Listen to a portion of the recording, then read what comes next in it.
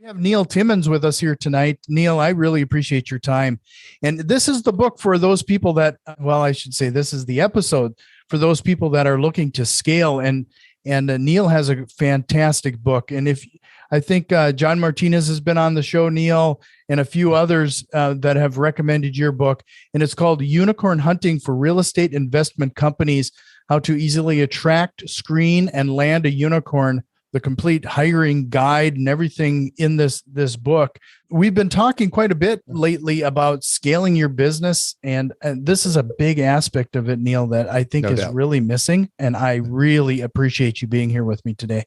I'm excited to be here. Thank you for the invitation. So it's obvious that you've got a lot of fans, Sure. And regarding this. And it frankly reads like you've written or you've consulted in this type of thing before.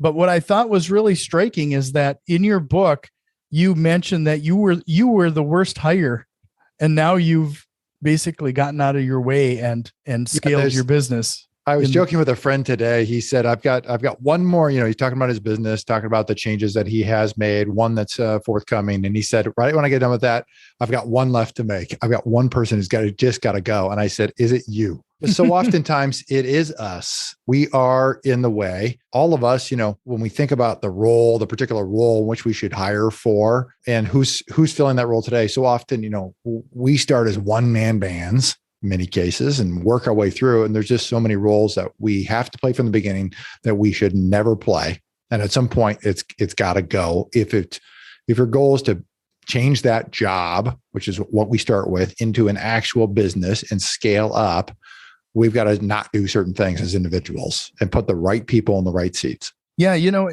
One of those things that you point out in your book is that it costs like $15,000 if you hire the wrong person in that role.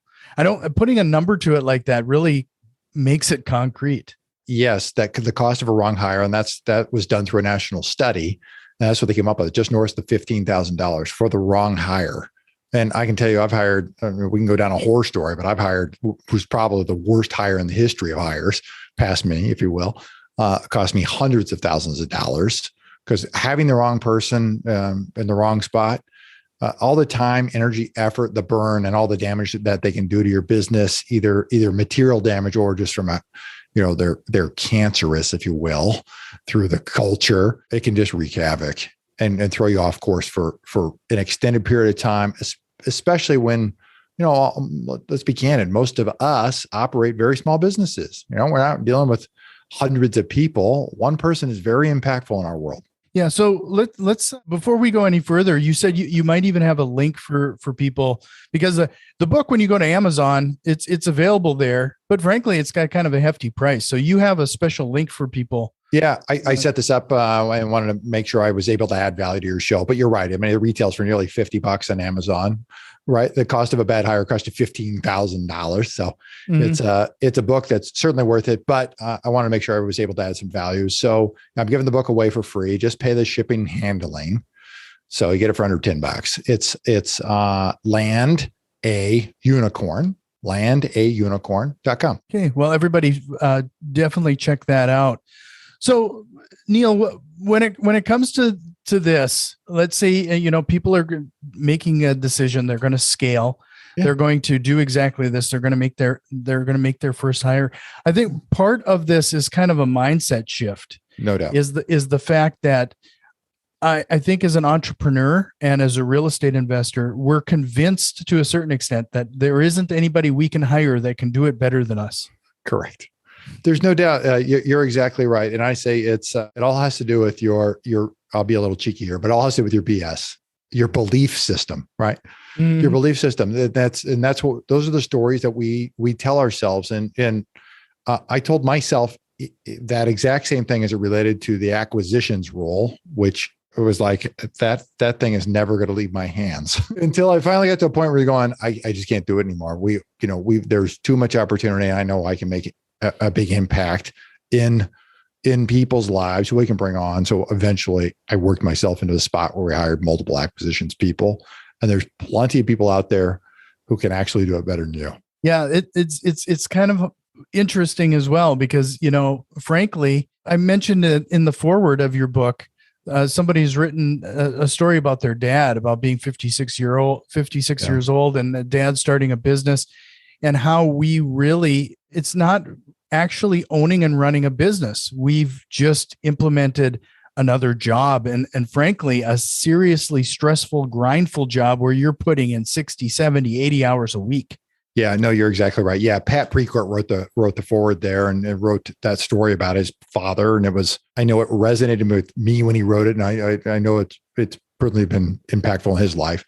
The fact that we have jobs and we are grinding in order for us, especially if you're for all of us in the single family space, one deal is not going to retire any of us. So you're fixing and flipping, you're wholesaling. This is all a transactional business. Even in the buy and holds, unless you buy a ton, it's still an operational beast in order to get that machine to go. Is that we're putting a lot of effort in here, and with the intent for most of us who get in this, it's a wealth building journey that takes a period of time, and you have to have a labor of love. It's really what it is. But you at some point we need to have a discussion with ourselves to go, what's the actual end look like? Because if I know what the end looks like, I can come back and build it correctly and actually build a business that serves us as an individual instead of us serving the business. Right. So let's say somebody is looking to hire their first hire. What position, or when it comes to real estate investing, where should they start, or what should they consider replacing themselves first? Yeah, great question. And I think it has to do with what do a strengths and weakness evaluation. You need to know yourself. And I talk about this in the book. You need to know yourself. And then inside the business, what are you? What are your core values? What's your culture like in your business? And it may just be you. That's okay. But what's your culture like? What do you want it to be like? And then you need to hire from there. So the actual role in which you should hire, most of us end up in a sales role to begin with. It took a while to put transactions together. So the balance to that would be hire somebody who's not like that. Hire somebody in the backside to leverage you. Do all the things that are not revenue generating activities. That's what they should be doing. And for me, some of my best hires has been the person who's opposite of me, polar opposite in almost every regard, personality wise, and then skill set wise. The commonalities we have are our core values, that in which we would not, accept anything but that of one another. So they line up perfectly from a hire standpoint, and from an action standpoint, they are what I define a unicorn to be. They're the absolute perfect to fit inside that role, and then they match the company culture at the same time. Mm-hmm. So at what point should a person, is there a thermostat where a person might be saying to themselves, should they hire somebody? They're just starting a business. Should they get somebody on board right away? Or should we, like, at a certain point when we're scaling and growing our business, do we finally have to realize that, maybe I'm the bottleneck? Yeah, it's a good question. I can tell you my biggest mistake is not hiring early enough. And we're at a point today, although we strategically hire, I am always looking for somebody who's perfect, a perfect fit. Because if I was able to find somebody who's a perfect fit from a culture standpoint, and they had skills that I know I could put to work someplace, I'd bring them on and I'd create a role. Because I can figure out, just like all of us, we can figure out, and all of us as entrepreneurs, as let me reference Traction, as visionaries in that role, we can come up with 100 ideas on how to generate revenue. And there's a whole bunch of training, teachings out there to be able to generate it. Oftentimes it's who's going to do it, because there's only so many hours and we can only do so much. Mm-hmm. So I think it's in terms of when's the right time to hire. Sooner than what you need to be. I don't know that I do it right away. There needs to be some revenue flow there. You need to be focused on revenue generating activities. And you get to a point where you're going, oh, I know I could do more if I wasn't doing these things. Mm-hmm. It's time to hire. Right. I think it's really important, like what you said, is to honestly assess your skills, because it's kind of amazing to watch some people, especially entrepreneurs, when they get into this. We kind of romanticize the concept of the hustle. Sure. And just because you're busy doesn't mean you're being productive. Yeah, that's exactly right. Yeah. And I've talked to a couple people, sadly, who is like, oh man, I was so busy today. And then when you ask them what they were doing, it was designing their business card. Right. No, you're exactly right. See, my entry level to this industry was that of a realtor. And so I spent years in the realtor role, selling literally thousands of homes. And I can tell you, one of the things I learned early on was, there's only 4 things you should be doing as a realtor. You should be showing homes to buyers. You should be writing offers for buyers. You should be running listing appointments with sellers, or you should be negotiating offers for sellers. That's it. Those are the 4 revenue generating activities. Everything else supports those activities, but that's it, because that's where you're going to make your money. And so I learned that early on. I was like, okay, got it. How can I spend 80% of my time in that? Right. Because the rest just doesn't, although it may be, there's certainly things that we do are important outside of that. But early on, if you don't have revenue, you just may not be here a year or 2 or 5 years from now to do other important things. Right. Huh. So with all that being said, I think, it is kind of interesting. Realtors and real estate investors, we have similar workflows to a certain extent. Right. And you said you got to spend all your time on that 80% that's generating that cash flowing activity. That's right. When we're talking to people and we're going to hire that first hire, what red flag should we be aware of when we're trying to filter through some of these people? Yeah, good question. So I break the book is broken down to, first, let's get more people to apply than we would ever need to apply.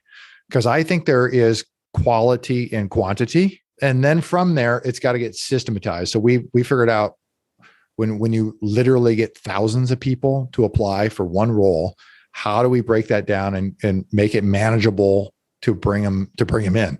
And so we have them do certain things. We have them, we test for personality, and I lay this all out. So it's all, 80+% of this book is, it's almost like a standard operating procedure. You could turn over to an employee or a VA. They could do the overwhelming majority of this work because it's broken down procedurally, step by step. Because I wanted to give something to somebody, almost like a manual, if you will, so they could just take it and use it instead of having to try to figure it out, which is what I had to do from the beginning. So it's bringing people through. For us, one of our big things is somebody's got to be super smart. I want intelligent people. Out of all the studies that have been done, intelligence, largely IQ, has been proven to be the number one contributory factor in success in a role. Because how fast you can learn something and connect the dots tells you how quickly you're going to come up a curve. And so for us, that's a big factor. And so we test for it. So we literally have hard lines in the sand to go, all right, well, you have to have a personality of X for whatever role it is. If we're hiring for an accounting role or we're hiring for a sales role, those are different personalities, but we know what that is for the role.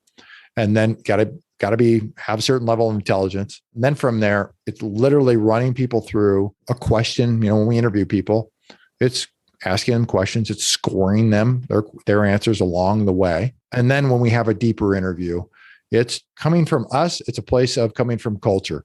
So we want to know what our core values are, what our culture is, and be able to ascertain, are somebody going to line up? Are they, for us, total accountability. So when we ask questions, knowing that total accountability is a culture piece for us, it's a core value for us.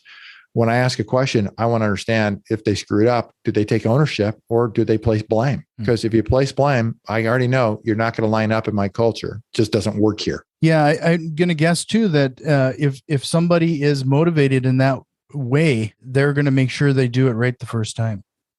Correct. You're exactly right. Yeah.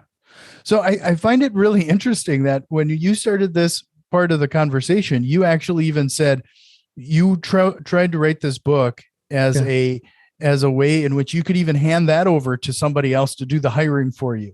Correct. That is a mindset or mentality that I just find amazing.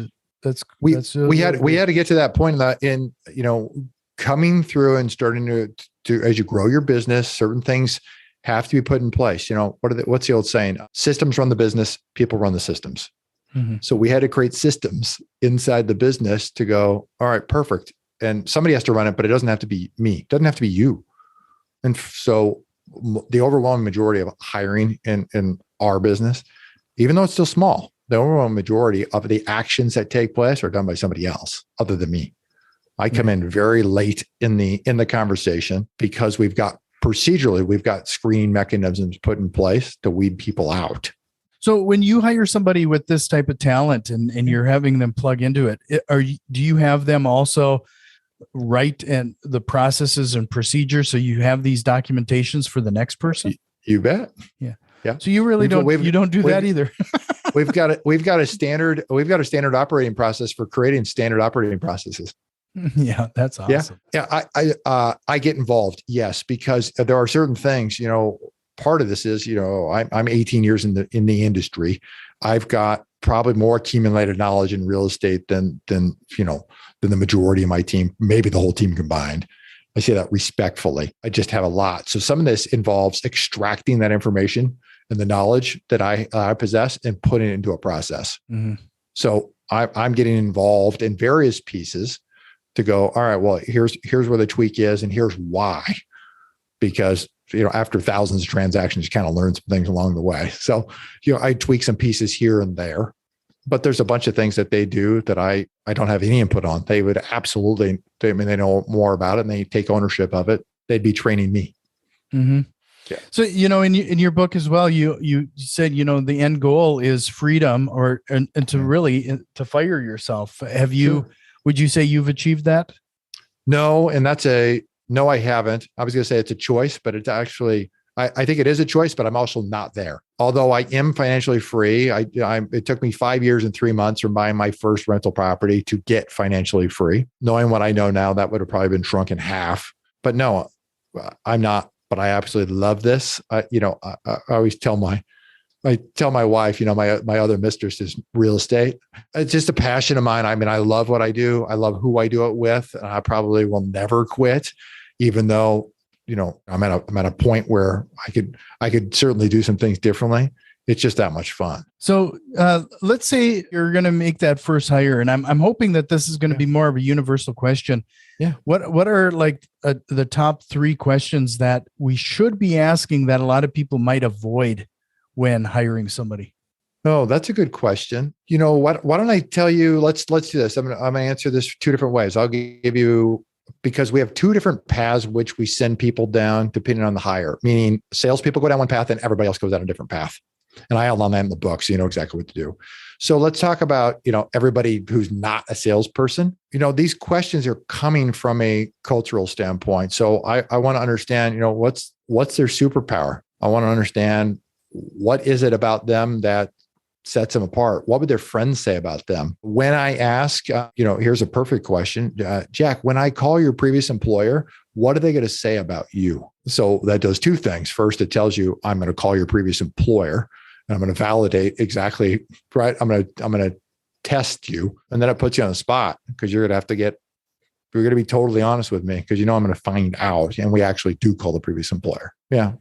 From a salesperson standpoint, the studies have shown that, ego strength, the ability to take a punch and be able to get back up and just keep rolling is a giant factor in one's success. There's other pieces that contribute to that, but the ability to do that and just keep moving. And so I lay the whole process out for interviewing a candidate, but I'll just take you to the end here. So at the end, this is how we close an interview in a sales candidate. No matter what the interview has been like for the previous 30 to 45 minutes, it simply closes like this. Jack, I really appreciate you taking the time to connect here. I've learned a lot about you. I can tell you that, based on everything you've told me and your experiences, I know you're a great guy. I know you'd have a lot of success in other industries, but this industry is just super competitive. I just don't think you've got what it takes to compete and win in this industry. And I just am quiet because somebody with ego strength, right? Somebody who wants to sell, somebody who has significant self-belief will not take what I just said. They're going to find a way to navigate and turn that into selling me on all the positive benefits, all their qualities, everything that they just believe in themselves that totally, I'm absolutely wrong. And I missed the ball. Mm-hmm. Wow. If anybody could pull out one nugget, that is the one right there. That's a great way to weed out anyone and everyone. Have you ever hired anybody who just went, well, I guess it not a good fit? I get off. I mean, the interview, the interview's done in like literally under a minute. Then we're finished. Right. Yeah. No, never. Yeah. And tell the best ones. I mean, they'll just tell you flat out, like, hey, explain, or they'll ask, they'll probe questions. The absolute best probe for questions. What do you mean by that? What makes you say that? How did you come on to that conclusion? What did I miss in our conversation that led you to think that? And they'll just question, just like a good salesperson, right? Question, just pull it out. Right. And then they'll go into, they'll flip it into, well, here, what you're saying, Neil, is this, but I've got perfect experience that lines up with just this. Do. Right. It's never been contentious. So it doesn't, what feels like that should be like, they normally go, okay, thanks. Bye-bye. Or they'll probe for questions and then come right back and work to close. Right. So give us an example of when a salesperson has kept pursuing you and they just blew you away when you did hire them. When I did? Yeah. Well, Clint, he's top sales guy with us. Yeah. So I hit him with that question and he just went, listen, I don't, probe me with questions. Right. And then eventually, well, here's the example. Here's the example. Here's the example. Does that address that, Neil? Yeah, it kind of makes sense. Okay. Well, it sounds like we've addressed this and you think I'm probably a pretty good fit. So let's take the next steps and schedule another conversation. I'm like, okay, let's do that. What's awesome with when you're talking to salespeople is that you know what they're doing but you still just kind of follow suit anyway. It's amazing to watch it. Yeah. So then we go, I have at part of our salesperson process, after that interview, we moved to another interview with the candidate and then my COO, Ava. And so we go through another series of questions there. That's largely a cultural interview there. And then we go to what I call the Unhire Interview.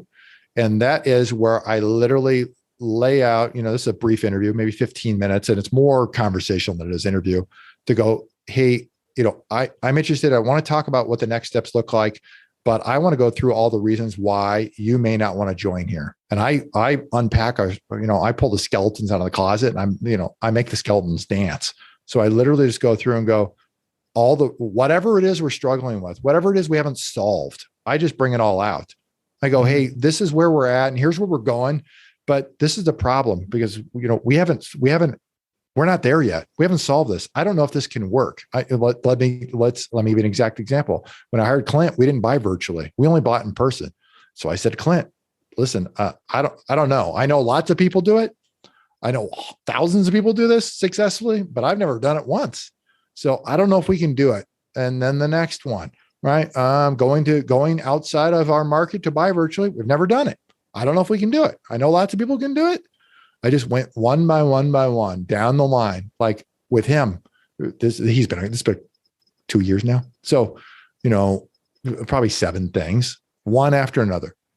And then he literally sat there, didn't say anything, took notes the whole time. And then I just opened it up to him. And then he goes, okay, well, listen, the first one, he just repeated whatever problem number 1 was. We've been bought virtually. Listen, when I worked for FedEx 22 years ago, and here's what we were at, here's how we expanded. We didn't have this. Just relayed, he just gave me, here's exactly the situation we're in. And here's how we addressed this. And here's how we overcame it. So we one by one. So he took all my things for him were just objections that he had to overcome and show me that he's already been through and experienced, addressed it, solved it, and then closed. I have never heard anybody do this aspect of the hiring process, is what you called the unhire. That's brilliant. That's nobody. When we get to this point, nobody has ever said, okay, you're right, I don't want to work here. They all say, okay, great. I think it does a couple of things. For me, you think about the traditional hire process. It's like, hey, come work here. It's all great. There are no problems. Everybody gets along. Kumbaya. I'm like, that's not reality. And so, although everybody does get along well here, but it's not like we're without issues, every day there is something that has to be solved. Even though you know this from being involved in as many transactions you have, sometimes there's a new transaction. There's a new problem. There's something you're going, I've never seen this one. Okay, let me think about how we're going to resolve this one. And there's certainly business goals that come up that you're going, okay, if it's a goal, it means we haven't accomplished it yet. How are we going to get there? And so I just lay it all out there. So I'm candid with people. And what that speaks to then on our side is, again, back to our core values. I want to be totally honest with all people at all times. I want people to understand that they can trust me to tell them the truth and trust that we're going to get through this. I'm not sure how in many cases, but we're going to get through this. So I just lay it all out there to know that if we're going to be in a foxhole, I want somebody who's committed to be there with me. Right. Right. No, and that would definitely achieve that goal. I think a lot of people as well, when they think about hiring like that first salesperson, have you ever hired anybody where they're going to be like strictly commission and there isn't going to be any like base pay and how that work? How does those conversations go? And is it exactly the same? Exactly the same. Yep. Exactly the same. It just comes through when you make that offer, and people know that when they apply, this is what it's going to be. And certainly I've done it in two places. In the realtor world, obviously that's only commission. So you hire all those people, everybody knows what they're signing up for. In this world, I've hired it, same thing. It's the same conversation. It's just they know what they're signing up for in the sense that somebody's coming in through a job ad and it's clear what they're, there's no bait and switch. They know what they're getting into. Sure. So, just to kind of unpack a few things that you've said here so far tonight is it sounds like there was a significant benefit with you actually doing a lot of this work and, us doing that hustle, because you kind of have a strong idea of the process from beginning to end. So at least you have a cursory idea of what might need to be filled in, but we have to go through that exercise of writing some things down, not only what your limitations are. Let's do some honest assessment associated with our individual skills, but what your business culture is, right? And what you want it. I've mentioned this before. Until you actually write some of this stuff down, it's a dream, and then when you put it on paper, it becomes a target. So it sounds like that's the situation here. So with all of that, if this all sounds really good to you, I'm going to have Neil give us that URL to your website one more time, Neil. Yeah, to get the book. Yep. www.landaunicorn.com. Landaunicorn.com. Check this out. You can't beat this deal. And like we've talked about, it's going to be north of $15,000 if you hire the wrong person. Yep. And Neil, I'd like to go back to what you said. You had a hire that cost you hundreds of thousands of dollars. Would you mind sharing that example as to what happened there? Yeah. So this was a few years back when I had my realtor company. So although I'm still a realtor today, I don't practice. I manage a brokerage. We've got about 6 agents. And then I've got a partner who does everything on my realtor side of things.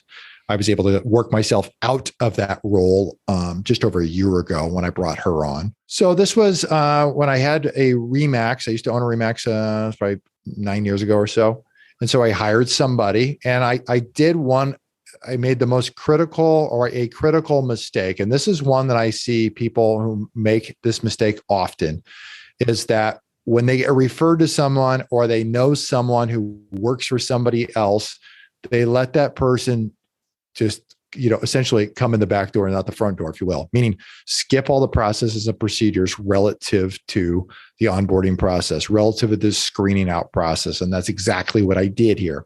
I let somebody come in who had I had what I wrote down in the book, have what I've written, they never would have been able to make it in the front door.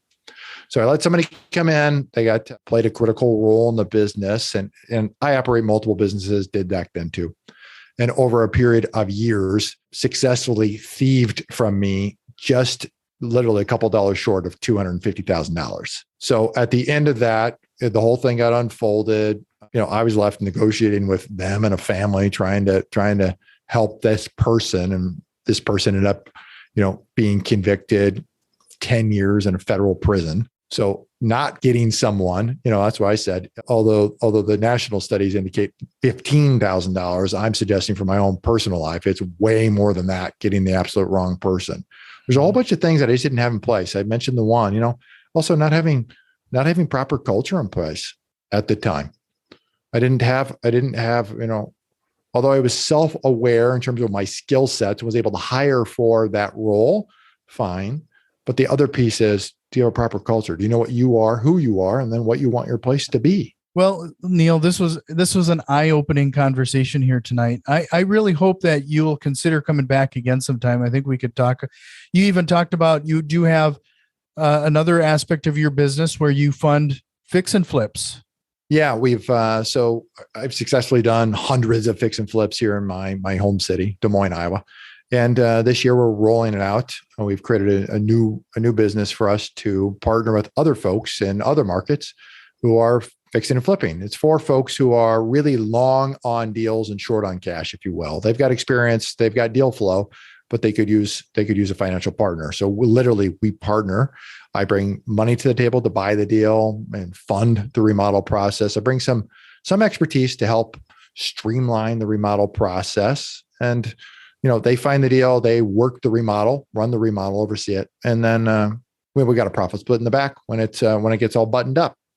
Yeah, and that's Legacy. I think I see the domain behind you there. Yeah, just over my shoulder. Yeah, Legacy Impact Partners. One of my goals is to make literally a legacy impact, an impact so significant that it alters one's legacy for themselves and their family.